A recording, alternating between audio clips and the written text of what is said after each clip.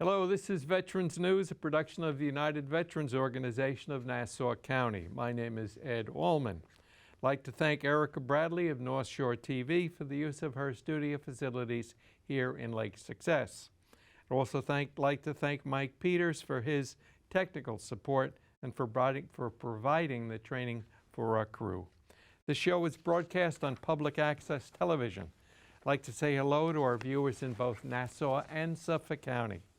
I'd also like to thank Sabrina Lacey, former commander and now the current chaplain of the Suffolk County VFW. That we won't call the Suffolk County VFW anymore. We call them District 11. Exactly. Okay. Thank you, Ed. Welcome, Sabrina.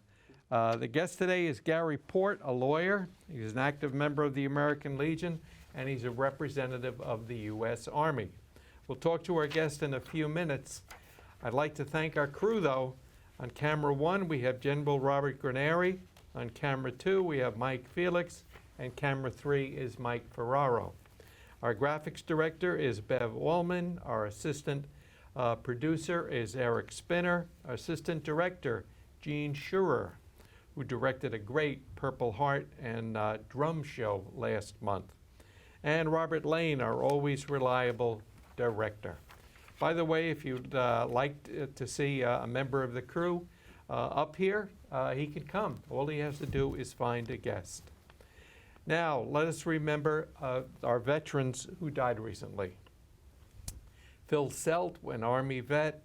Joe Hill, who was also known as Captain Hook. He was an Army reservist. And Jerome Cohen of the U.S. Navy. All three were members of the Greens HOA and the Veterans Group. John Farina of Copeg died at 87 years. He was an Army veteran and known as the go-to guy for all area of veterans. James Smith, an Army veteran, was 90 years old. He was a retired town of North Hempstead town park supervisor. Pascual Cabrera, 93 years old, was a former Grumman mechanic who worked on the lunar modules. He was a Navy vet who lived in Bethpage. Barry Abshiss, formerly of North Belmore, was in the U.S. Army from 1968 to 1970. Richard O'Hara was an attorney, served in the Air Force, and was part of a small group called the Strategic Air Command. He was discharged as a captain. Terrence Malloy of Medford was a Vietnam veteran of the 9th Infantry Division, U.S. Army. Joseph Mengel from Baldwin died at 94 years old. He served in both the U.S. Marine Corps and the U.S. Army during the Korean War. He had tough duty, however. He played football for Europe in Europe. The last one I just heard about, Gary Port brought it in. Major General Robert Kaselke. Why don't you tell us about Okay. Major General Robert Kaselke died a couple of weeks ago at the age of 73. General Kaselke was the former commander of the 8th Med under the old 77th, and he ended his career as the commander of AR Medcom, Army Reserve Medcom.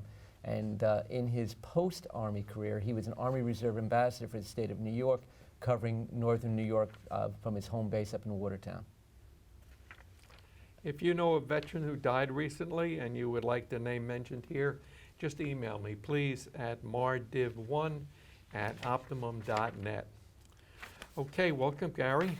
Thank you. You met Sabrina? Yes. Okay. We've been chatting. All right. She and I were in the 77th back in the day. The 77th, what's that? 77 Farcon. That's the headquarters Okay. for the, I guess you would call it the New York Division. Yes. Back, the Army Reserve used to be geographically divided. So the 77th covered basically New York, New Jersey, and Connecticut, and all the reservists belonged to that. Now the Army Reserve is functional, so that if you're, say with the MPs, you belong to the MP command. If you're with the medical, you belong to medical. If you belong to legal, you belong to legal command. Administratively, not functionally, but administratively, they're all handled under, in this area, the 99th Readiness Division, which covers from Maine to Virginia. And I have an interest in the 99th because they're the ones that administer the Army Reserve Ambassador Program for that 13-state region. What is the Army Reserve Ambassador Program? I noticed you had a business card that says you were an ambassador. Yes. I am glad you asked. Under Army Regulation 140-1, Chapter 9, the What? Army Reserve... Chapter 9, okay. Chapter 9. The Army Reserve Ambassador Program was created to provide civilians to go out into the community and be ambassadors for the Army Reserve. We are supposed to report directly to the CAR, which is the commander of the Army Reserve. Currently, that person is Lieutenant General Jody Daniels. So we go out and we are the voice for Lieutenant General Daniels, and we are administered locally through the readiness divisions. I'm administered out of the 99th, which is located at Joint Base Dix McGuire Lakehurst. It's an interesting thing. I retired from the military in 2015 as a lieutenant colonel, and 2015. That's only 8 years ago. Only 8 years ago. And How long were you in the service? 28. 28 years. Active and reserve, yeah. I started off as an active duty cold warrior, manning a desk at Fort Bliss, Texas. Fort Bliss, okay. El Paso. So you retired from the reserve? Well, I'm a retired reserve officer, right. So I was active duty in the 90s, went to the reserves, and then retired in 15. And then a few years in, I feel disconnected. I think a lot of people who retired feel disconnected, particularly if you've done a lot of time. Right. And a friend of mine, Colonel Myron Berman, who was an Army Reserve Ambassador for New York, was taking emeritus status. And Colonel Berman said to me, put your packet in, you're going to enjoy this. So what the Army Reserve has done is they have given me courtesy 2-stars. So I have the courtesy rank of a 2-star general. I have my own flag. I've got a fancy title. You have a uniform? No, I wear civilian clothes. Okay. And I get to do a lot of extra work for no pay because they suckered me in with the title and the 2-star courtesy and the flag. Let's not forget the flag. So The flag has two stars on it. And that's correct. So I've got 2 stars. Wow. And I get courtesy rank. And now I hang out with the 2, 3, and 4-star generals. Very good. Which is kind of cool. And I get to do cool stuff. Last month on November, I believe, 6th, I was at Monday Night Football at MetLife Stadium with Lieutenant General Daniels. She gave the oath of office to 80 new recruits across the services right there on the field. Then at the beginning of the 3rd quarter, handed out large checks to ROTC cadets, which I want to talk about a little more about the Minuteman Scholarship Program. On the 2nd of January, I'll be with the civilian assistant to the Secretary of the Army, Steve Caston. We're going to be at the New York Stock Exchange for the opening bell, which will be my 2nd time. The first time I was there with Medal of Honor winner Sergeant Bellavia, which was very cool. What year was that? It was before COVID. It was probably recent. 17 or 18. And it was funny. I was there with him. Very, very, very nice man. And I asked him, I said, I read your citation. It reads like an action movie. What were you thinking? And he said to me, if I had known it was on the other side of the door, I wouldn't have gone through. And his 12-year-old son is looking around like, all right, this is just my dad. What's the big deal? I'm like, this guy's a huge Medal of Honor winner. He was amazing. And of course, you can be the biggest hero in the world, but to your own kid, doesn't work that way. Very good. Well, I think that most of the military personnel, people who serve in the military, I think the kids adapt to the point where they become part of whatever their parents are. Yeah. Because my daughter, she would say, "Oh, I'm never going to join the military. I'm never going to join the military, Mom. I don't know how you do that stuff, But I remember when I used to run with you and you used to leave me, and now guess what she did? Joined the military. My oldest son, he went ROTC. He got branch ordnance, did 4 years. Now he's out, and he left as a captain in the Army, and he's now working for an NGO. And he's by the way 50% disability, not combat, PT. And those of you who know PT know you can get injured doing PT. So he's got 50% disability from PT, but he did the whole thing, and his Army experience is what got him the job at this non-governmental organization where he's now doing economic development for developing nations. Right. So your son got into another area and he joined the military. My daughter went to the military. She came out. She got hurt, and now she's working for the I. Don't tell nobody, okay? The I, the R, and the S. She told me not to tell anybody. So don't let anybody know it because I'm not supposed to tell. But but the fact that she's a veteran jumped her on the line on the government jobs. Yes. You tell people all the time that military experience, one, helps you in life personally, helps professionally, but it also, on government jobs, can jump the line for you. Yes. And you come and you join some of the nonprofit, like what you're doing now. You're not getting paid, but you're getting paid on another area. With you, well, you're not going to be able to get your retirement pay until after you get 55, so you're not receiving anything yet. I love you. I've been receiving it I'm going on my second year now. Really? And it's 60. For the reserves, it's 60. So Congratulations. I've been receiving my retirement pay from the, I'm glad you don't think I look in my 60s. I do love you. Very And the good. question I have is, since you know, because a lot of my friends, they didn't go to the military and they retired now. If you retired from the civilian and you have the 501s and all those type of entities, how do you keep up with that when you're starting to turn 70 and 80? Yeah, Who's going to manage your money for you? The COLAs are great. It's kind of hard, Absolutely. right? Love those COLAs. Thank God for that. What do you do every day? What do I do every day? Yes. My private life? As far as the your ambassadorship. Oh, because I was saying for my civilian job, I know. That's something simple. I help people achieve their highest potential and greatest happiness. I'm a divorce lawyer. Oh, okay.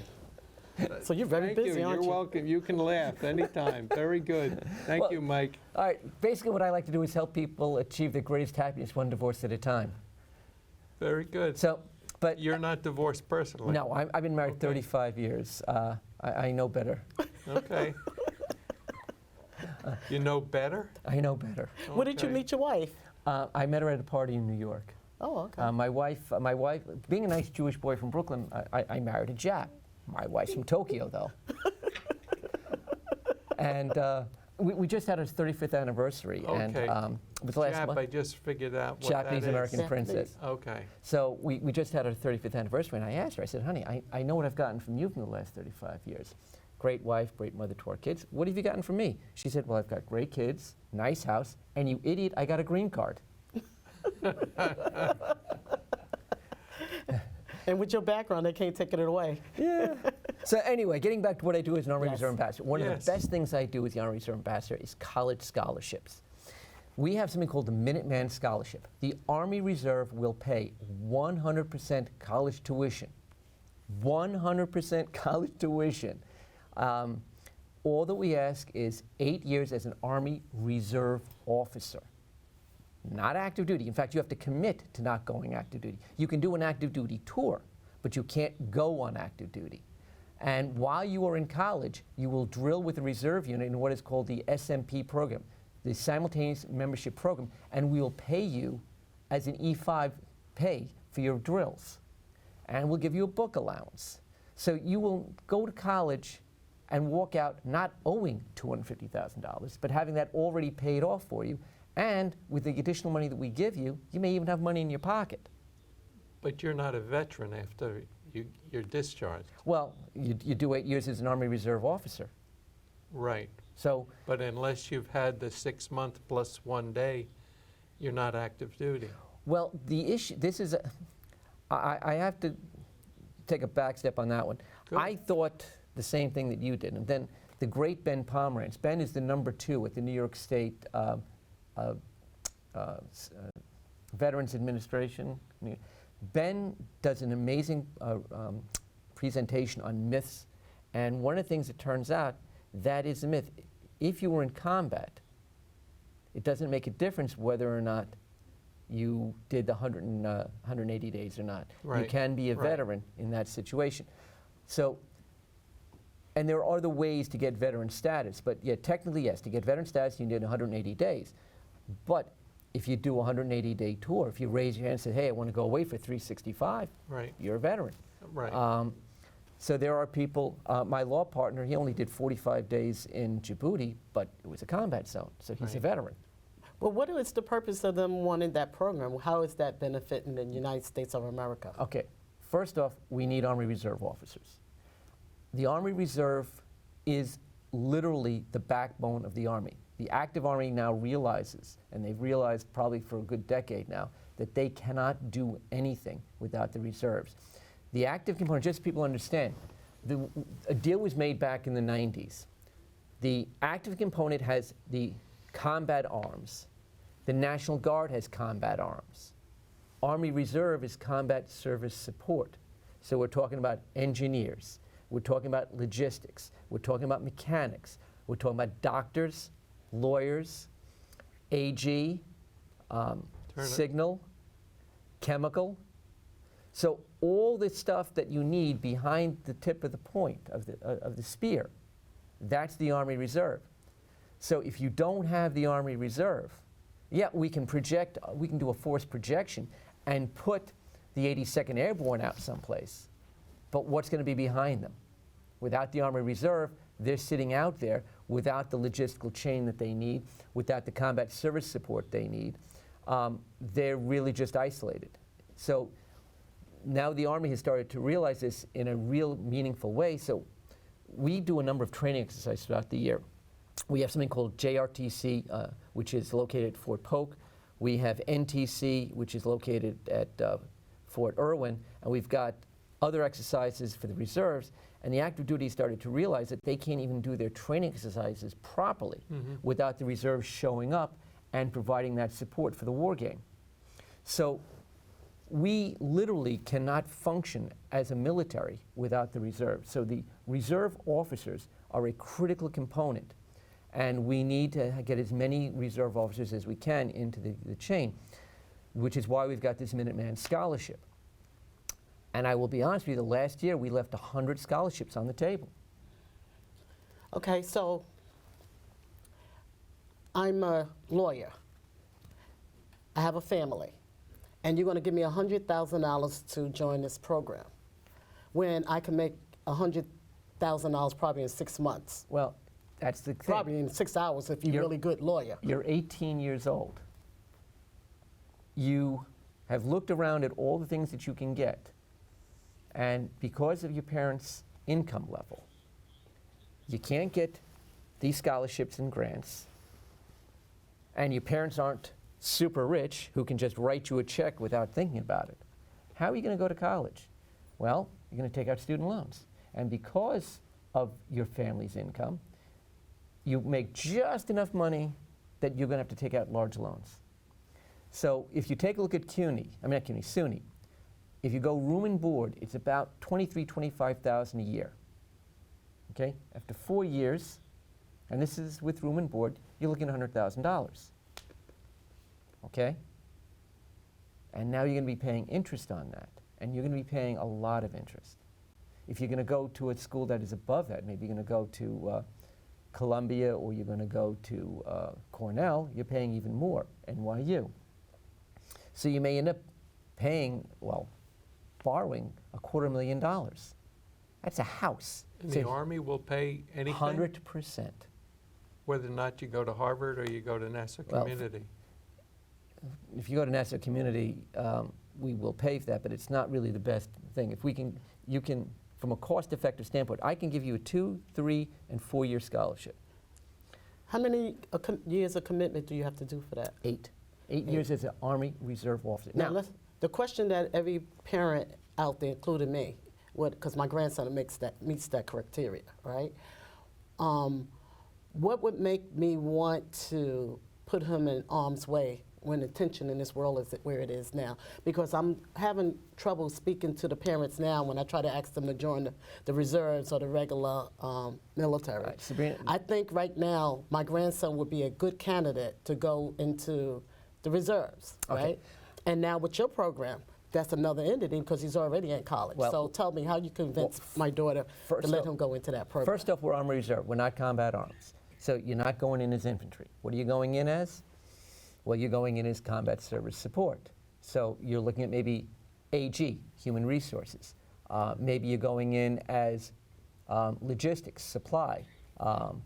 Or you're going in as signal, doing computer and wiring. You're not doing the combat. And quite frankly, if you can go to the CDC's website and check out what's the most dangerous things to do, one of which is driving a car. More people die a year than died during the entire 20 years of conflict. The entire 20 years of conflict.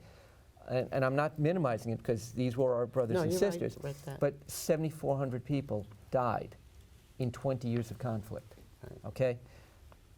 That's not a drop in the bucket to how many people die in the highways each year. And unfortunately, and this is something else I checked on the CDC's website, the number of young people dying from gunshot wounds in the United States is triple that number. So the answer is, you're not in immediate danger, and in fact, you're in less danger than if you're driving on the nation's highways. Gary, I've heard on the news that in some of the conflicts we've been involved in the last 20, 30 years, that units are called up, reservists are activated, and they're thrown into combat. How is that possible? Well, to use the term asymmetrical environment, sometimes units, when you have lines of battle that are not static, you have people that are moving around. Yes, people in the combat services can engage in combat, but those numbers are still relatively low compared to people who are actually in the infantry, special forces, and people who are actually supposed to move forward and engage the enemy. Yes, it does happen, but it's not. Those numbers aren't that large. Yeah. It's for the need of the military and the mission. Yeah. So whatever the mission is, they're going to pull from wherever area. And they're also now looking at the environment of the employment, the civilian employment, because a lot of them are reserves. Do you know the percentage of the reservists now compared to active duty? I did have those numbers, and I apologize. Is it 50 or something like that? It's close. It is a very large percentage. I don't remember if it's 50. It's in the high 40s, I believe. Okay. Because a lot of the reservists right now are taking care of the communities because they're working in the capacity of having a full-time job. Well, so you have someone who's working, let's say if you're working as a nurse, and then you're also in the medical unit. If you get called up, so the nurse is going to have to leave the job, and what the problem is now, they're not getting paid enough money when they go on active duty. So that's the act of Congress. They need to increase that part, right? That's the issue of if you are making a significant amount of money in the civilian world, now you're being asked to have the reduced income as a reserve, that does create certain economic hardships on people. And they did try to resolve that back in the 90s with deployment insurance. Unfortunately, Congress, with the best of intentions, I was a part of that. that fell apart. And they robbed me dearly. I still want my money back. So I paid $100 and only made $300 a month. Yeah, what Sabrina's talking about, what happened was they said the government set up a program where if you would pay a premium as an insurance and you got activated, you would get basically the money that you had lost between your reserve activation money and your civilian pay money. Unfortunately, they did not fund it properly, and the deployments in Kosovo and Croatia occurred, and too many people got deployed and there wasn't enough money in the pot, and rather than fix the problem, they just took the money and said, we've changed our mind. Gary, there's only about 3 minutes left. Oh. Do you have something that you really want to tell the viewers out there that they should tell their sons or To join your program. to join your program? Mention the program again. It's called the Minuteman Scholarship Program. I will tell you, I was at a dinner a month ago with a reserve unit and the alums of that reserve unit. And one of my friends, a retired lieutenant colonel like me, said to me, as he looked around the room, said, the reason I'm here is because all these folks. In the military, you make friends that last a lifetime. And he's right. My law partner, I served with. I was a major, he was a lieutenant. All of our best friends, the people that we trust, I'm going to be renting to another attorney in my suite who was another person from my reserve unit. The friends you make in the military are the friends you keep and trust through the rest of your life. Not like someone that you met in college or high school and you never see him again. The military friends are the best friends you will ever make. The military gives you tools and skills to function in the civilian world. My success as an attorney is because of my experience as an Army Reserve officer. My first 30 trials as a lawyer was in the Army. The skill set, my understanding, my dealing with other people, all comes about through my military experience. And I can honestly say that without the military, I would not be the success that I am today. And it is the best program of all time, in my opinion, to give you that leg up in life. How's that? That sounds Fine. great. And I just want to make a note. Did you join any of the VFWs or the American Legions? Are you a member of any of the nonprofits? I am the commander of Post 81, the Bell, and I'm also the chapter president of the Association of the United States Army for what's called the Greater New York Chapter Liberty chapter, where we're not a VSO, but we support the active component of the reserves. So I'm a member of AUSA, I'm a member of the American Legion, I'm the Army Reserve Ambassador for New York. Once you get green in your soul, you cannot scrub it out. And another thing, join those nonprofit organizations, then you can meet a slew of people to help you with whatever you need to do and get some mentorship. And I'll tell that's you most one more important. thing. My son was very pleased. My son has a 50% disability from his service. He hurt his hip. I mean, that's bottom line. He hurt his hip, and it was done running. And he was very pleased. He said, I got a COLA, cost of living increase on my VA. And I said, where'd you get it from? He said, well, Congress. I said, who got Congress to do it? And he gave me a blank look. And I said, it was the American Legion and the Veterans of Foreign War. They pushed on Congress. That's how you got your COLA for your VA disability pay. And if you come and join one of these organizations, maybe we can get our money back from the insurance. Very good. I wonder if our crew can come up here. Before we leave, can I just say to the family, the Carter family, that our prayers go out to the Carter family for the loss of Rosalind Carter. She did a lot for mental illness, and she also did a lot for women. So my prayers and my love go out to the Carter And family. this is my challenge Okay. toy. Thank you. Okay. My Thank you challenge very toy. much. Challenge Oh, toy. thank you very Yes. much. And happy Veterans Day to everyone. Okay, come on. And happy You have holiday. 16 seconds left. There you go. Come on. And happy holiday. Very good.